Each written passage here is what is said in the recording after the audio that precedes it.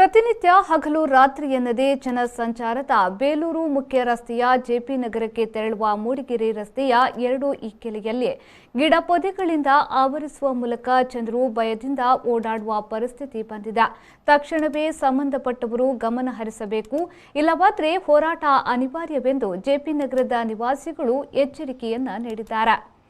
ವಿಶ್ವವಿಖ್ಯಾತ ಪ್ರವಾಸಿ ತಾಣ ಶಿಲ್ಪಕಲೆಗಳ ನಾಡು ಎಂದೇ ಖ್ಯಾತಿಯನ್ನ ಹೊಂದಿರುವ ಬೇಲೂರು ಪಟ್ಟಣದ ಜೆಪಿ ನಗರಕ್ಕೆ ತೆರಳುವ ಮೂಡಿಗೆರೆ ರಸ್ತೆ ದುಸ್ಥಿತಿ ನಿಜಕ್ಕೂ ಶೋಚನೀಯವೇ ಸರಿ. ಬೇಲೂರು ಪಟ್ಟಣದ ಅಂಬೇಡ್ಕರ್ ವೃತ್ತದಿಂದ ಜೆಪಿ ನಗರದ ಶಾಂತಲಾ ವಿದ್ಯಾಸಂಸ್ಥೆಯ ತನಕ ಸರಿಸುಮಾರು 1.5 ಕಿಲೋಮೀಟರ್ ದೂರ ರಸ್ತೆ ಸದ್ಯ ಯಾರಿಗೂ ಬೇಡವಾದ ರಸ್ತೆಯಾಗಿ ಉಳಿದಿದೆ. ಜೆಪಿ ನಗರದಲ್ಲಿನ 3 ಪ್ರತಿಷ್ಠಿತ ಶಾಲೆಗಳಿಗೆ ಪಟ್ಟಣದ ಕಾಲ್ನಡಿಗೆಯ ಮೂಲಕವೇ 500ಕ್ಕೂ ಹೆಚ್ಚಿನ ವಿದ್ಯಾರ್ಥಿಗಳು ಮತ್ತು ವಿದ್ಯಾರ್ಥಿನಿಯರು ನಡೆದುಕೊಂಡು ಶಾಲೆಗೆ ಸೇರುತ್ತಾರೆ. ಇಂತಹ ರಸ್ತೆಯ ಎರಡು ಬದಿಯಲ್ಲಿ ದೊಡ್ಡ ದೊಡ್ಡ ಗಿಡ ಪೊದೆಗಳು ಹೆಚ್ಚಾಗಿರುವ ಕಾರಣದಿಂದಾಗಿ ಕಾಲ್ನಡಿಗೆಯಲ್ಲಿ ಹೋಗುವ ವಿದ್ಯಾರ್ಥಿಗಳು ಮತ್ತು ಜನರು ಭಯದಿಂದಲೇ ಓಡಾಡುವ ಪರಿಸ್ಥಿತಿ ನಿರ್ಮಾಣವಾಗಿದೆ. ಎಸ್ ಸ್ಕೂಲ್ ಮತ್ತು ರೋಟರಿ ಸ್ಕೂಲ್ ಹೋಗುವಂಥ ಜೆಪಿ ನಗರ ರೋಡು ಇಲ್ಲಿ ಸೈಡ್ಗಳು ಫುಲ್ಲು ಕವರ್ ಆಗಿ ಬೇಲಿಗಳೆಲ್ಲ ಬೆಳೆದುಬಿಟ್ಟಿದೆ. ಇಲ್ಲಿ ನೋಡಿ ಇವೆಲ್ಲ ನೀವು ನೋಡಿದ್ರೆ ಗೊತ್ತಾಗುತ್ತೆ, ಇಲ್ಲಿ ಡಂಪಿಂಗು ಕಂಪ್ಲೀಟಾಗಿ ಡಂಪ್ ಮಾಡಿದ್ದಾರೆ. ಇದು ಯಾವ ಇದ್ರಲ್ಲಿ ಮಾಡಿದಾರೋ ಗೊತ್ತಿಲ್ಲ, ಇದೇನು ಡಂಪಿಂಗ್ ಯಾರ್ಡ ಇಲ್ಲಾಂದರೆ ಏನು ಅಂತ ಗೊತ್ತಿಲ್ಲ, ಅನ್ಕೊಂಡವ್ರಿಗೆ ಮುನ್ಸಿಪಾಲಿಟಿ ಅಂತ ಗೊತ್ತಿಲ್ಲ, ಕಂಪ್ಲೀಟಾಗಿ ಇದು ಮಾಡಿದ್ದಾರೆ. ಇಲ್ಲಿ ನೋಡಿದ್ರೆ ಸೈಡಲ್ಲಿ ಹೋಗಿ ಮಕ್ಳಿಗೆ ದಾರಿನೇ ಎಲ್ಲ ರೋಡ್ ಮೇಲೆ ನಡ್ಕೊಂಡು ಹೋಗಬೇಕು. ಆದರೆ ರೋಡ್ ಮೇಲೆ ನಡ್ಕೊಂಡು ಹೋಗೋಯ್ತು ಅಂದರೆ ಈ ಲಾರಿಗಳೆಲ್ಲವೂ ಕೂಡ ಇಲ್ಲಿ ತುಂಬ ಸ್ಪೀಡಾಗಿರುತ್ತೆ. ಯಾಕೆಂದರೆ ಇಲ್ಲಿ ಒಂದೇ ಒಂದು ಅಂಶ ಇಲ್ಲ, ರೋಡ್ ನೋಡೋದು ಹೈವೇ ಆಗಿದೆ. ಇದು ಕಳಸಾ ಹೊರನಾಡು ಧರ್ಮಸ್ಥಳಕ್ಕೆ ಹೋಗುವಂಥ ಪ್ರಮುಖವಾದ ರಸ್ತೆ ಇದು.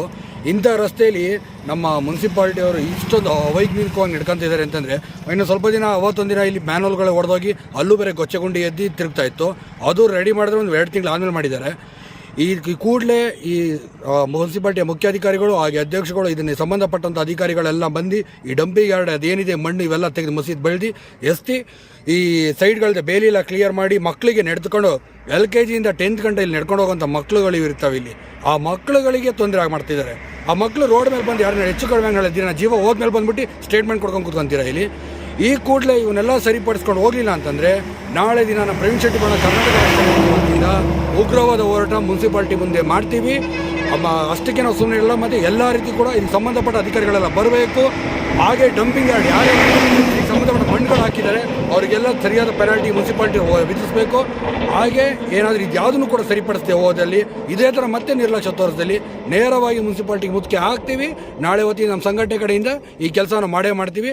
ಆದಷ್ಟು ಬೇಗ ನೀವುಗಳೇ ಎಚ್ಚೆತ್ತುಕೊಂಡು ಇವೆಲ್ಲ ಸರಿಪಡಿಸ್ಕೊಂಡು ಹೋದರೆ ನಿಮಗೆ ಭಾಳ ಒಳ್ಳೆಯದು ಅಂತ ಹೇಳಿ ಈ ಮುಖಾಂತರವಾಗಿ ನಾನು ತಿಳಿಸ್ತೀನಿ. ಈ ಕೂಡಲೇ ಪುರಸಭೆ ಅಧಿಕಾರಿಗಳು ನಿರ್ಲಕ್ಷ್ಯ ಬಿಟ್ಟು ರಸ್ತೆಗೆ ಬಂದಿರುವ ಗಿಡಗಂಟಿಗಳನ್ನು ತೆಗೆದು ಸಾರ್ವಜನಿಕರು ಸೇರಿದಂತೆ ಮಕ್ಕಳ ಓಡಾಟಕ್ಕೆ ಅನುಕೂಲ ಮಾಡದಿದ್ದರೆ ಪುರಸಭೆಗೆ ಮುತ್ತಿಗೆ ಹಾಕಲಾಗುವುದೆಂದು ಸ್ಥಳೀಯರು ಎಚ್ಚರಿಕೆಯನ್ನ ನೀಡಿದ್ದಾರೆ.